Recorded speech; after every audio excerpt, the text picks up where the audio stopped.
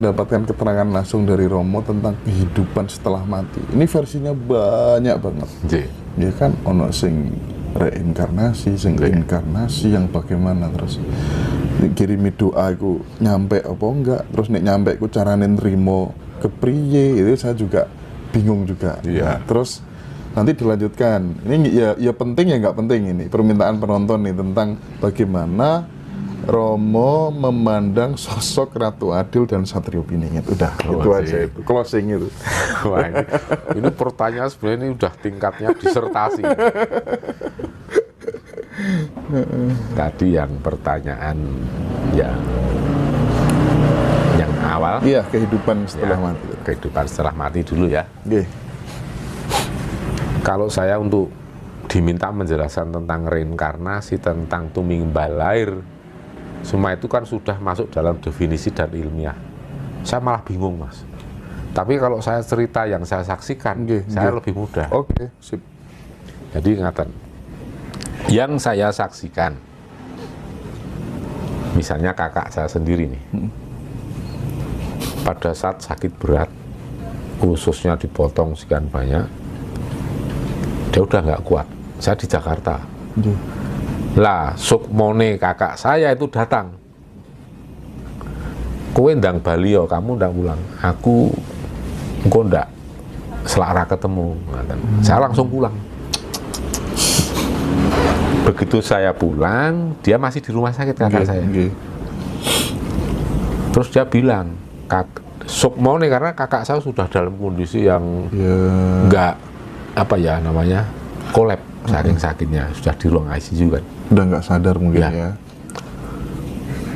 Sukmone kakak saya bilang, mengko aku apa? Mengko fatur, mengko adimu arep melu aku. Adikku itu maksudnya adik saya yang dulu sudah keguguran ya. Saya akan punya adik yang keguguran, yang kadang memakai raga saya jadi sosok gantian.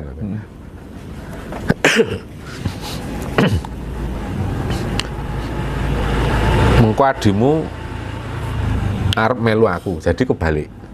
Padahal adik saya kan tidak, pas lahir, baru mau lahir keguguran, jadi belum sempat jadi hidup, meninggal ya. Ya. Ya ini maksudnya kakak saya itu, kakak saya mau ikut adik saya, harusnya begitu kan. Tapi yang saya saksikan, Mas, waktu itu ketika detik-detik terakhir kakak saya mau meninggal, dia tiba-tiba kan bangun.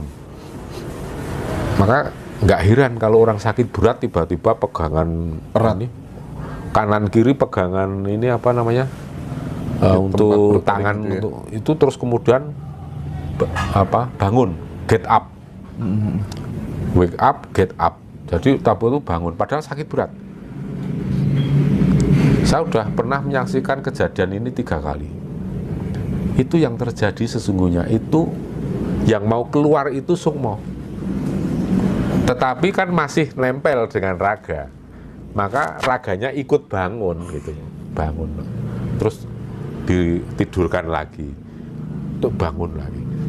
Nah, kakak saya saat itu secara fisik ngomong, iki aku wis arep mlaku, iki yang wis padha rawuh, wis padha, iki wis arep metuk aku wis arep mlaku. Nah, saya melihat memang yang saya banyak leluhur yang rawuh untuk menyongsong menjemput kelahiran kakak saya. Kenapa saya sebut kelahiran? Saya menggunakan perspektif atau kacamata para leluhur. Kakak saya ada di dalam kandungan bumi pertiwi ini, fisik, dan kemudian lahir ke alam keabadian. Kan begitu versi leluhur. Seperti bayi di dalam kandungan ibu, dia akan meninggal dunia rahim, ya kan? Meninggalkan dunia rahim, lahir ke dunia mercowodo, kan gitu, Mas. Ya. Berarti itu kelahiran yang baru ya, orang mati itu ya. Ya. Maka itu ada istilah kakang ne lembarep adine wuragil. kakaknya anak sulung, adiknya anak ragil, susah dicerna. Masa kakak sulung ada kakak, apa orang sulung punya kakak, adik, bungsu punya adik, barep punya kakak, kan tidak ada. Tapi ini menjadi istilah itu tadi, perspektif melihat kematian dan kelahiran. Bagi kita seorang yang mati, tapi bagi leluhur itu adalah kelahiran, lahir di alam para leluhur.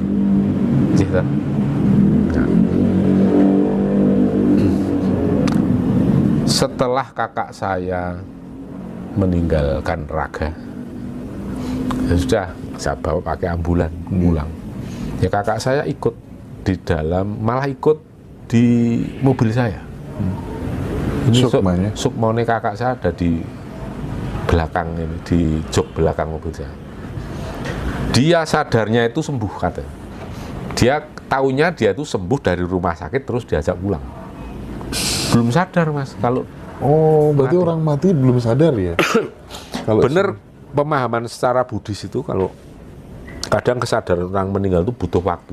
Oh, ada 3 hari, ada sekian hari. Itu sebenarnya real. Itu fakta. Dan ketika kakak saya itu disolatkan, karena kakak saya itu kan ya cara muslim ya, begitu disolatkan, kakak saya itu juga malah ikut. Yang menyolatkan bapak saya, waktu itu masih hidup ya. Bapak saya menyolatkan kakak saya, dan kakak saya malah ikut nyolatin. Jadi gini cuman kayak bingung, ini kok terus yang lucu mas, membuat saya nggak sedih ditinggalkan. Kok kabeh wong kok do ora arwahku, kok nggak pada menegur menyapa aku, kenapa? Ya saya sampaikan, oh mas, sampean ki wis meninggal, wis mati. Oh, jadi aku yang mati. Jadi anak bujuku udah nggak bisa melihat aku gitu. Ya nek anak bujumu ora weruh kowe, nggak lihat kamu, tapi kamu kan bisa melihat menyentuh anak istrimu. Itu dia di rumah itu selama 40 hari. Saya melihat sendiri selama 40 hari itu dia di rumah. Dan biasa kalau kita makan, ya saya ajak, ayo mas ikut makan. Apa yang dia suka selama waktu hidup dia makan. Ikut makan? Iya. Masuk ke mulutnya? Masuk, saya lihat masuk kok. Cuman nggak kalong ya bahasanya? Bu, ada makanan saya siapkan waktu itu, apa ya namanya, kalau apa nasi yang dicampur kuli itu, kuli mogok atau yang gendar itu loh mas, karak, yang nasi karak itu. Dia kan suka itu, sama satu lagi gula batu. Dia suka makan ngemut gula batu. Itu saya kasih 2 gula batu, udah saya potong ini apa, 2 butir itu kan, sama itu apa nasi karak itu yang kayak jadah itu loh. Itu hilang satu-satu kok. Dimakan, fisiknya hilang. Terus cuman begini, kenapa orang Jawa bilang kalau sebelum 40 hari jangan pergi keluar kota, jangan pergi jauh kalau ada keluarga dekat yang meninggal. Saya baru paham mas maksudnya. Waktu itu saya pergi keluar kota ya, nggak jauh sih, ke Solo atau ya ke Solo waktu itu. Ternyata kakak saya tuh mencari-cari itu, bingung mencari saya kemana. Wow, kayak gini. Jadi itu bisa membuat bingung sih arwah atau roh yang masih di rumah itu. Makanya jadi rumah saya itu kosong, saya tinggalkan kosong. Ya mungkin kalau ada orang-orang yang lain, yang keluarga, nggak akan nyari. Tapi pada saat panjenengan ngajak, makan mas, ngerespon nggak? Iya ngerespon. Ya kayak orang hidup kita, cuman bedanya dia nggak punya raga. Tak kira aku ki mari ya. Teh kuloro bolaku mati toh. Iya mas, kowe iki mati. Karena proses transisi dari sakit berat kemudian mati itu ternyata kesadarannya begini Mas. Dari rasa kesakitan tiba-tiba lepas dari rasa sakit itu, dan semua rasa sakit itu hilang. Jadi nyaman untuk jalan enteng kemana-mana, kok ringan, sehat, segar bugar. Itu. Jadi rumangsane itu mari, sembuh sakitnya. Jadi hati-hati kalau kita sembuh, cek dulu nih suhu itu. Gue masih ingat lihat aku nggak gitu kan? Kalau masih lihat berarti oh belum mati. Lanjut Romo. Waduh, saya baru seusia ini baru dengar cerita model kayak gini. Ya, dan ini saya cerita pengalaman dan monggo nanti disimpulkan sendiri. Terus kemudian setelah 40 hari kakak saya pamit. Aku tak neruski laku ya. Ya engko aku sih sok nilai ngomah. Itu pas 40 hari. 40 hari. Aku melaku. Dia jalan makin jauh. Nah, pas hari ke-100, Mas.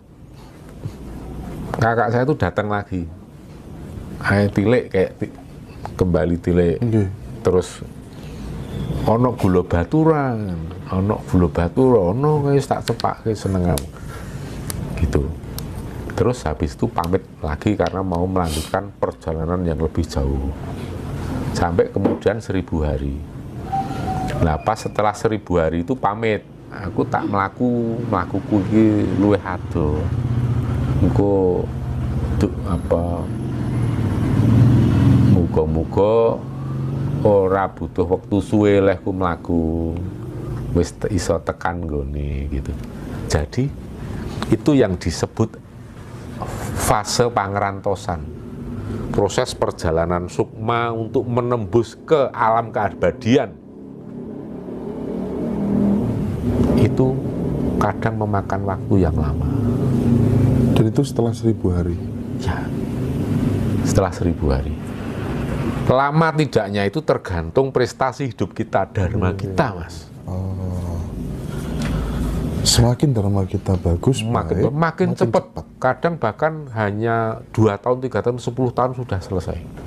Tapi yang dharmanya minim bisa ratusan tahun.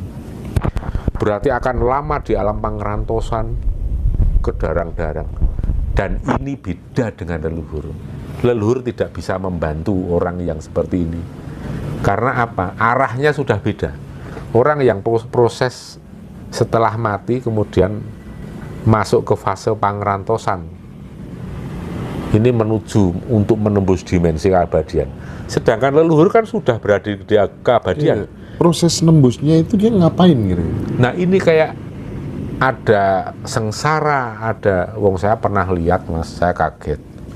Teman SMP saya matinya kecelakaan, dan saya memang tahu betul teman SMP saya itu ya dari rampok dan menganiaya orang itu udah puluhan kali lah, pokoknya udah orang yang nggak enak banget lah.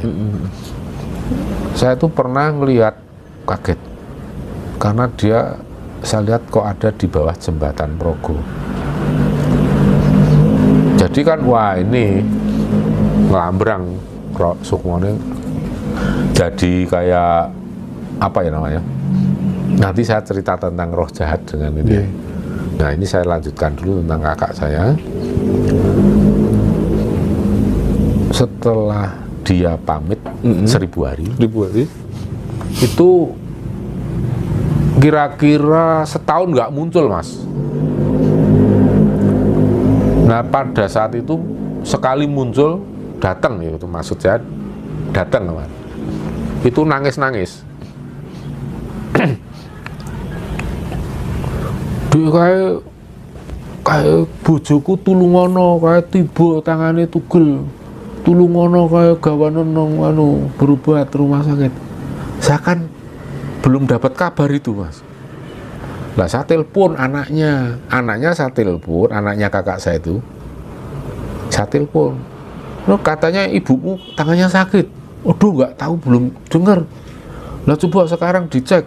Ya saya suruh ngecek, langsung cek. Bener, Mas. Ibunya jatuh terpleset di lumut. Tanah yang lumut, licin di depan kamar terpleset, tangannya langsung sini. Ini retak, ini melengse itu. Saya informasinya dari arwah suaminya atau kakak saya. Habis itu langsung saya jemput, udah ibumu bawa kemari, pakai mobilmu. Bawa kemari, saya langsung antar ke Palur Mas, ke Sangkal Putung. Sekali tarik, gulek, teriak, itu. Tapi kan langsung mapan, sembuh. Habis itu kakak saya datang lagi, sudah ngemut gula batu itu di sini, gini nonjol ini. Terus nuwun ya wis tok dulu. Oh, kowe iki dadak nangis bengok-bengok ngono, Kang. Mas aku. Wis meng tugel mlingse kono iki sepele ta. Saya gitu, saya candain gitu. Habis itu terus makan gula batu dan habis itu udah nggak ada lagi, udah hilang, mungkin kembali ke benar lanjutin perjalanan. Kayak gini saya ngoyoworo apa enggak? Kan nggak bisa saya dianggap ngoyoworo karena begitu informasi kakak saya tadi yang sudah meninggal. Kesini nangis-nangis, itu tulung bojoku, tulung ono, itu jatuh tangannya, belum ada informasi. Begitu saya cross check ternyata bener, barusan banget jatuhnya. Ternyata setelah 1000 hari pun masih ada ikatan ternyata dengan... Masih, dan sampai jadi kapanpun menjadi leluhur. Nah, yang menjadi persoalan itu kan orang-orang terdekat yang ditinggalkan itu kalau kemudian menganggap si leluhur yang